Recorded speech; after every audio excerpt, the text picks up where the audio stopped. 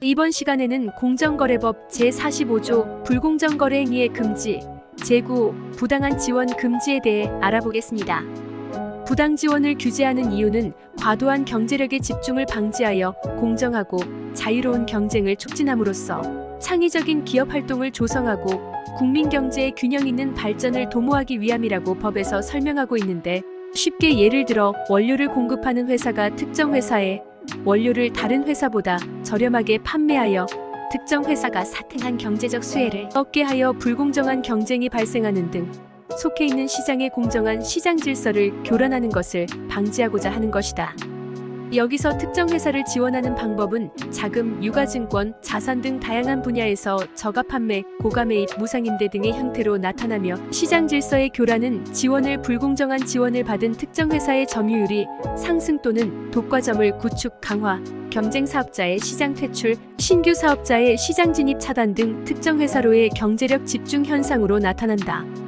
그리고 많은 사람들이 부당 지원에 대해 공통된 오해를 하고 있는데, 첫 번째 오해는 부당 지원은 계열회사 사이의 거래에만 적용된다는 것인데, 공정거래법에서 말하는 부당 지원은 이해관계가 있는 계열회사, 총수일가의 지분이 있는 등의 회사, 단체뿐만 아니라 모든 거래상 대방과의 거래에 적용된다.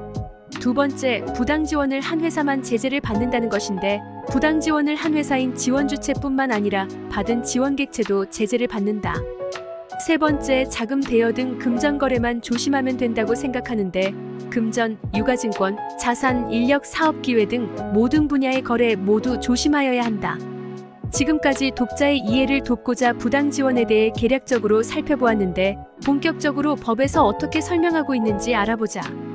공정거래법 제45조 불공정거래 행위의 금지 제1항에서는 사업자는 다음과 고의 어느 하나에 해당하는 행위로서 공정한 거래를 해칠 우려가 있는 행위를 하거나 계열회사 또는 다른 사업자로 하여금 일을 하도록 하여서는 아니 된다라고 규정하면서, 제9호에서 부당하게 다음 항목의 어느 하나에 해당하는 행위를 통하여 특수관계인 또는 다른 회사를 지원하는 행위라고 정하고, 감옥은 특수관계인 또는 다른 회사의 가지급금, 대여금, 인력, 부동산, 유가증권, 상품, 용역, 무채재산권 등을 제공하거나 상당히 유리한 조건으로 거래하는 행위. 남욱은 다른 사업자와 직접 상품 용역을 거래하면 상당히 유리함에도 불구하고 거래상 실질적인 역할이 없는 특수관계인이나 다른 회사를 매개로 거래하는 행위라고 설명하고 있다.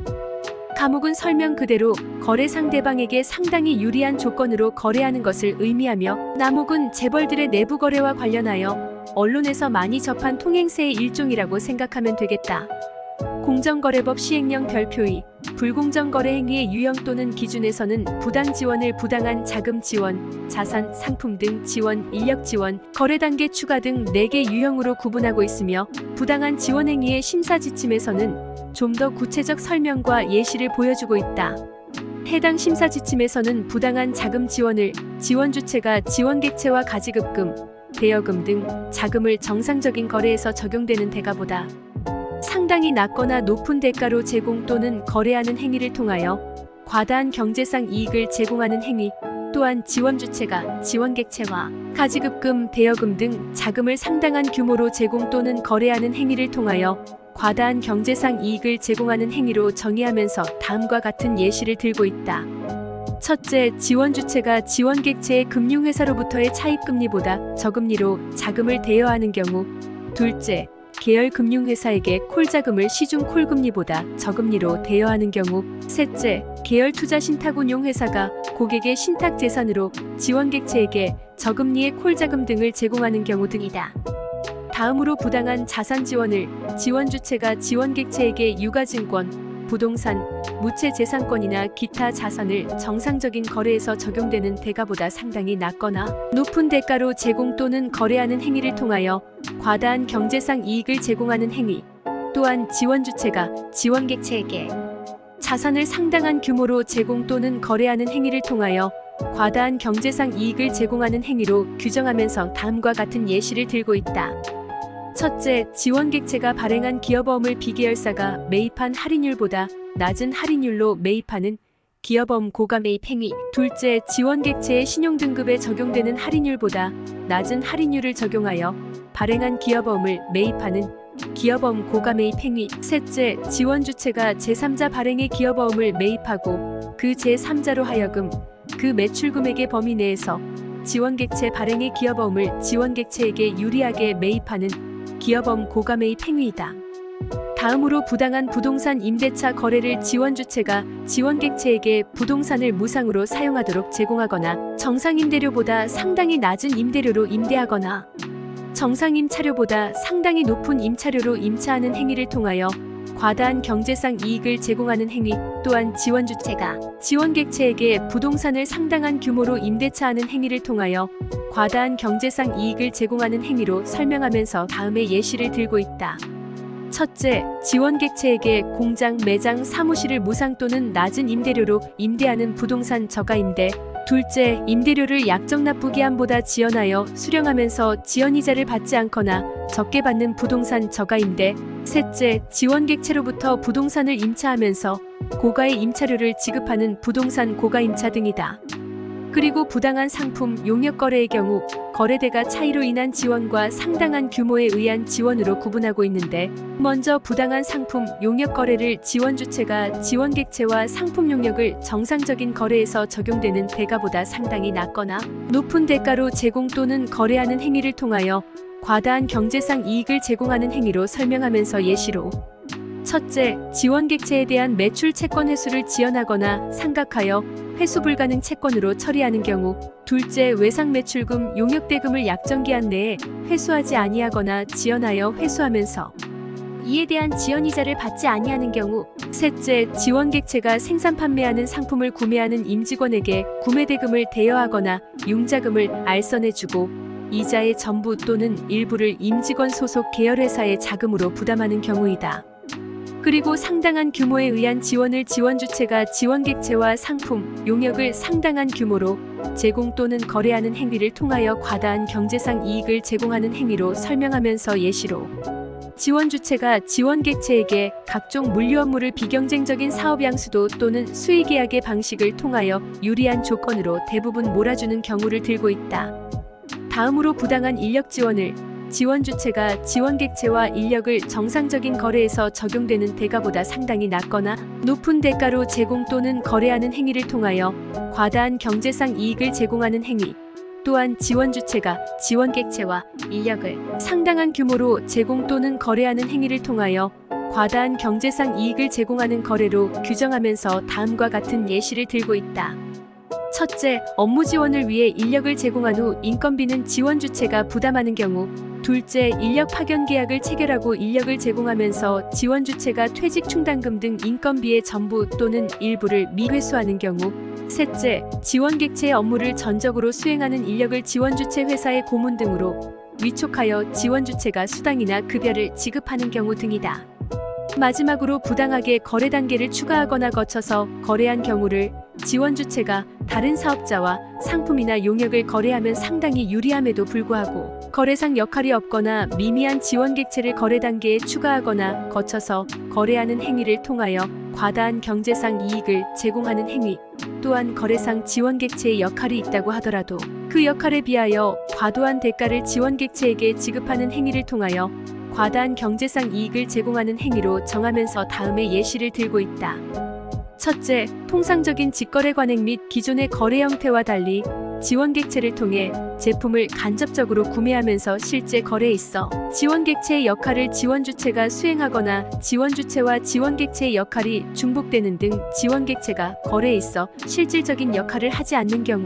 둘째, 지원주체가 직접 공급사로부터 제품을 구매하는 것이 상당히 유리함에도 불구하고 거래상 실질적인 역할이 없는 지원객체를 중간 유통단계로 하여 간접 구매하는 경우. 셋째, 지원주체가 자신에게 제품을 납품하는 회사로 하여금 제품 생산에 필요한 중간재를 거래상 실질적인 역할이 없는 지원객체를 거쳐 구매하도록 하는 경우 등이다.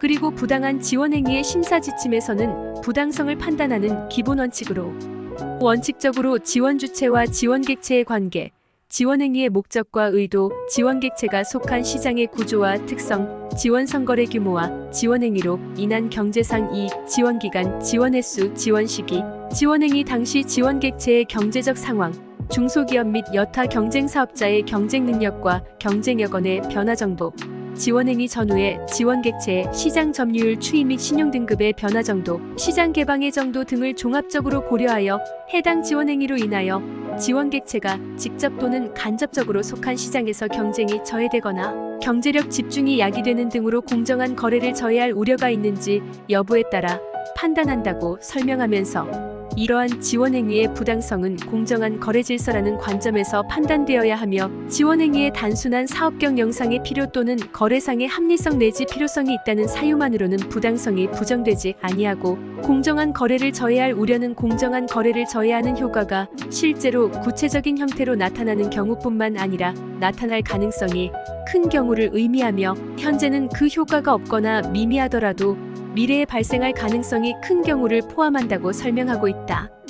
공정한 거래를 저해되는 현상으로는 지원 객체가 해당 지원행위로 인하여 일정한 거래 분야에 있어서 유력한 사업자의 지위를 형성, 유지 또는 강화할 우려가 있는 경우, 중소기업들이 합하여 2분의 1 이상의 시장 점유율을 갖는 시장에 참여하는 계열회사에 대하여 동일한 기업 집단에 속하는 회사들이 정당한 이유 없이 자금, 자산, 상품 용역, 인력 지원 행위를 하여 해당 계열 회사가 시장 점유율 5% 이상이 되거나 시장 점유율 기준 3위 이내의 사업자에 들어가게 되는 경우, 지원 객체가 속하는 일정한 거래 분야에 있어서 해당 지원 행위로 인하여 경쟁 사업자가 배제될 우려가 있는 경우, 지원 객체가 해당 지원 행위로 인하여 경쟁 사업자에 비하여 경쟁 조건이 상당히 유리하게 되는 경우, 지원 객체가 속하는 일정한 거래 분야에 있어서 해당 지원 행위로 인하여 지원 객체의 퇴출이나 타 사업자의 신규 진입이 저해되는 경우, 관련 법령을 면탈 또는 회피하는 등 불공정한 방법, 경쟁 수단 또는 절차를 통해 지원행위가 이루어지고,